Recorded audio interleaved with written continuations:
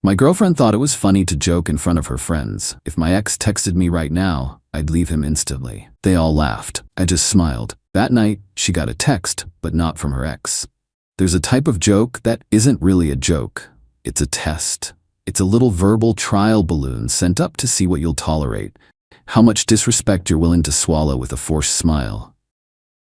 I've been on the receiving end of those jokes from my girlfriend Sarah for the better part of a year. But the one she told last Friday night, surrounded by her laughing friends, was the last one I would ever have to endure. My name is Mike. I'm 32. I've always been the kind of person who thinks things through. I like to have a plan, to know what's coming next. Cause and effect, action and reaction, that's how I see the world. Sarah, who is 27, thrives in chaos. She's a tornado of social events, inside jokes, and constant simmering drama. I thought we balanced each other out. I now realize I wasn't a balance. I was the stable ground she stood on while she spun.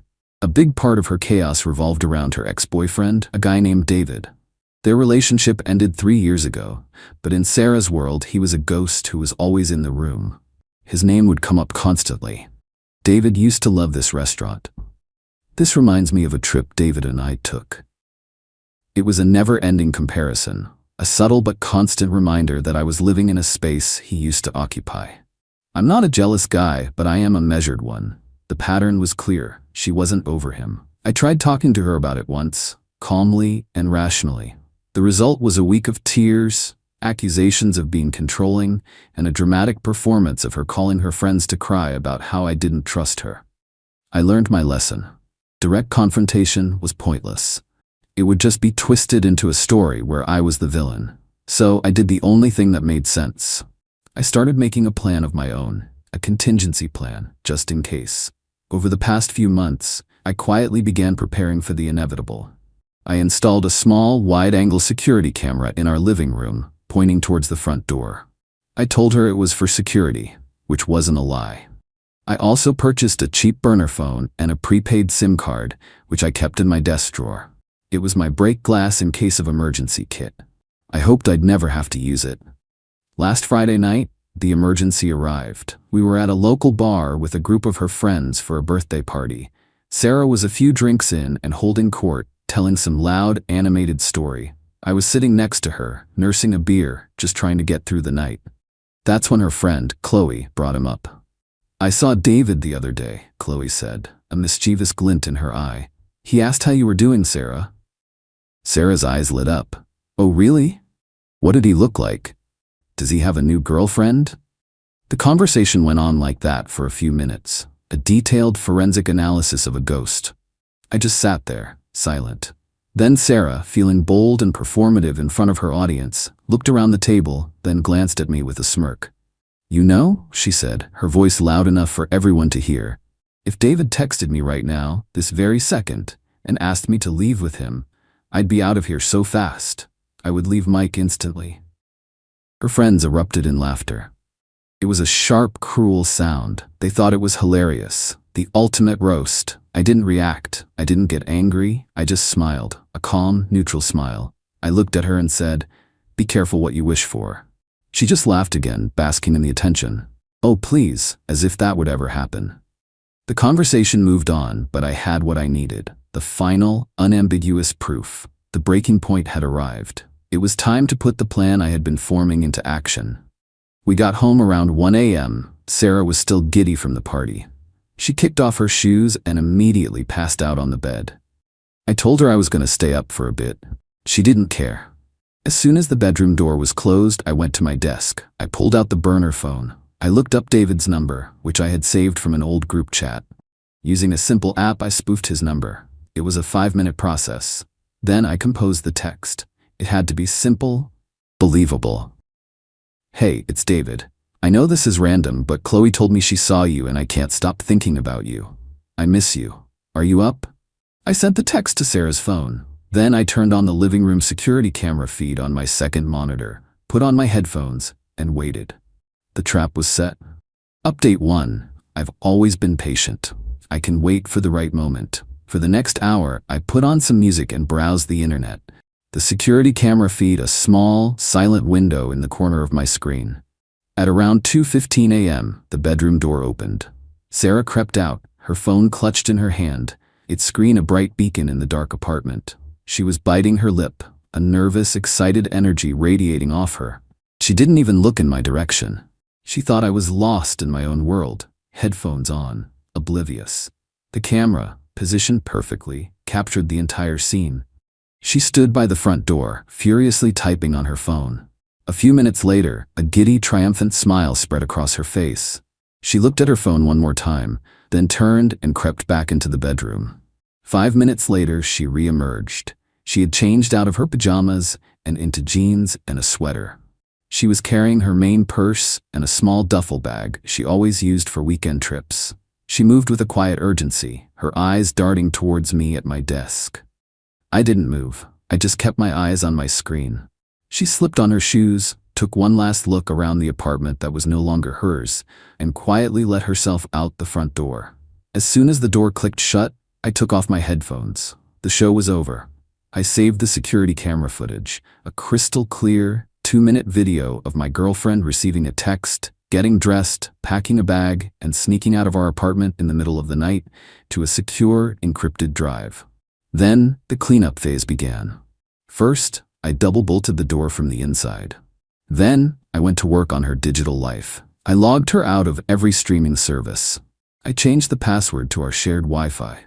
We had a joint credit card, one I had added her to so we could split shared expenses. I logged into the bank's website, paid off the small balance, and removed her as an authorized user. Then I started on her physical possessions. I didn't want a long, drawn-out process of her coming back multiple times. I wanted a clean break. I went to our storage closet and pulled out the stack of moving boxes I had bought a month ago as part of my contingency plan. For the next 3 hours, I packed her life away. Every piece of clothing, every shoe, every book, every framed photo.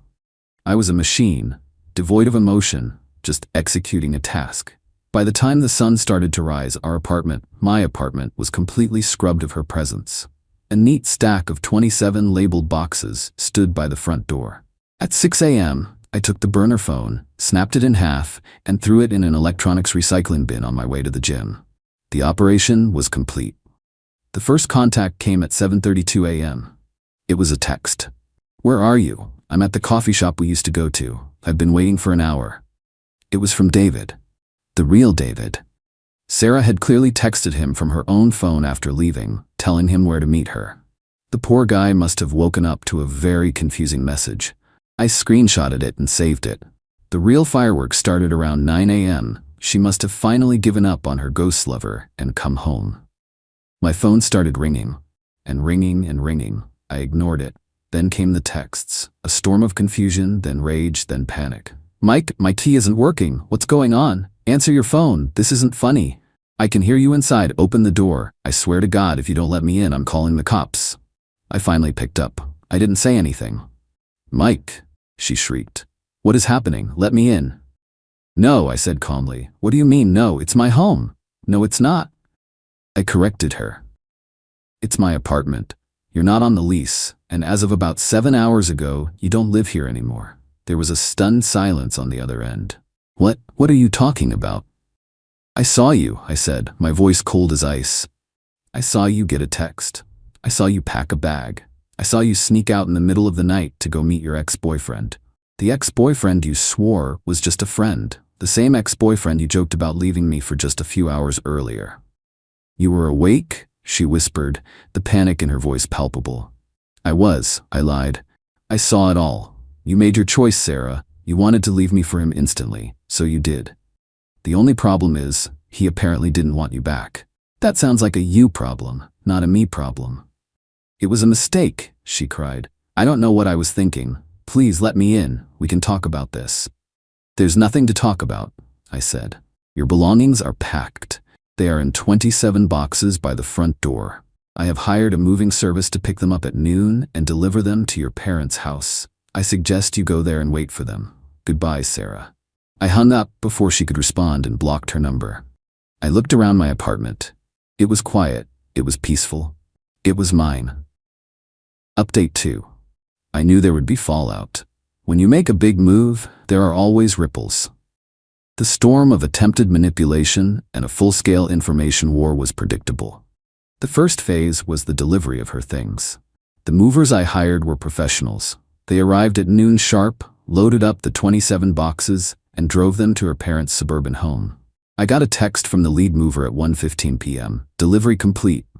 Homeowner signed for it. She was not happy. I'm sure she wasn't. The second phase was the smear campaign. It was launched with military precision. By that evening, my social media was a war zone. Her friends, led by Chloe, unleashed a barrage of posts. They didn't name me, of course. They were too clever for that. Instead, they spoke of their brave, beautiful friend who had just escaped a toxic, controlling relationship. They talked about psychological manipulation and tech-savvy abusers who create elaborate traps. The narrative was that I, the jealous and insecure boyfriend, had set her up over a harmless joke, then cruelly threw her out, proving I was the monster she always feared I was. It was a brilliant piece of revisionist history, and for a few days it worked. I got angry messages from mutual acquaintances. I was unfriended by people who had only heard her side of the story. They were trying to isolate me, to make me the villain in a story where she was the only victim. But they had made a critical error. They assumed I would fight them on their battlefield of emotional, dramatic social media posts. I don't fight with drama. I fight with facts.